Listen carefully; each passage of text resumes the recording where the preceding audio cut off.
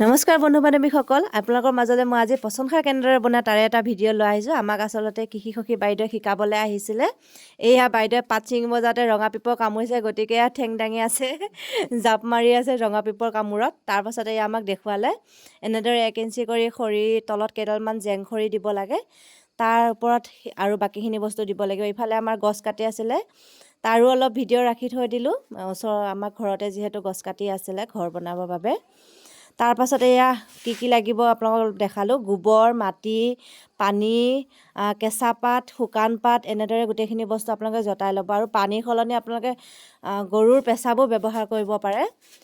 যদি গৰুৰ পেচাব ব্যৱহাৰ কৰিলে বেছি ভাল হয়। আমি নাছিলে বাবে পানীকে ব্যৱহাৰ কৰিলোঁ।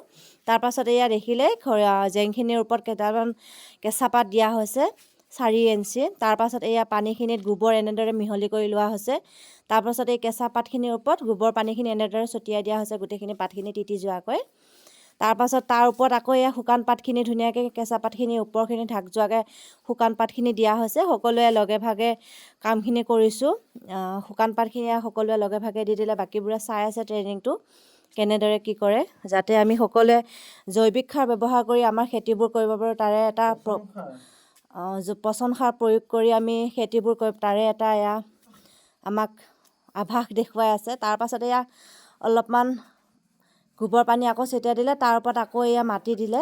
মাটি দি উঠাৰ পাছত আকৌ 4 ইঞ্চি কেঁচা পাত তাৰ ওপৰতে দি দিলে ধুনীয়াকৈ। তাৰপাছতে এয়া মাটি আৰু অলপ প্ৰয়োজন হ'ল, যিহেতু ওপৰত সম্পূৰ্ণ মাটিৰে ঢাক দিব লাগিব, গতিকে এয়া লাগি গ'লোঁ মাটি খান্দাত। ওচৰতে মাটি আছিলে, তাকে মই খান্দি দি আছোঁ, বাকীসকলে নি আছে। যিহেতু মাটিৰে ওপৰ গোটেই লেপনটো দিব লাগিব। এয়া একদম পূৰা লাগিছোঁ আৰু মাটি খান্দাত। সিফালে মানুহজনে গছ কটা চাই আছিলে, এয়া দেখিছেনে। তাৰপাছতে গোটেই পাতখিনি ঢাক যোৱাকৈ ওপৰত গোটেই মাটি দি দিছোঁ, দি তাৰ ওপৰত গোবৰ মাটি দি এয়া ধুনীয়াকৈ লেপন দিছে, লেপন দিয়া হৈছে। গোটেইখিনি ধুনীয়াকৈ লেপন দি ইয়াক 3 মাহৰ বাবে আচলতে ৰখা হয়। 3 মাহৰ পাছত এয়া পচন সাৰ প্ৰস্তুত হৈ যায়।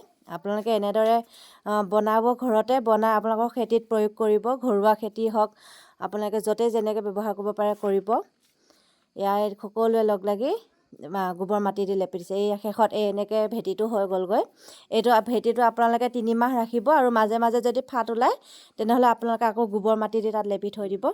আজিলৈকে ভিডিঅ'টো ইমানতে সামৰণি মাৰোঁ। যদি চাই ভাল লাগিলে লাইক কৰিব, শ্বেয়াৰ কৰিব, লগতে কমেণ্ট কৰি জনাব কেনে পালে।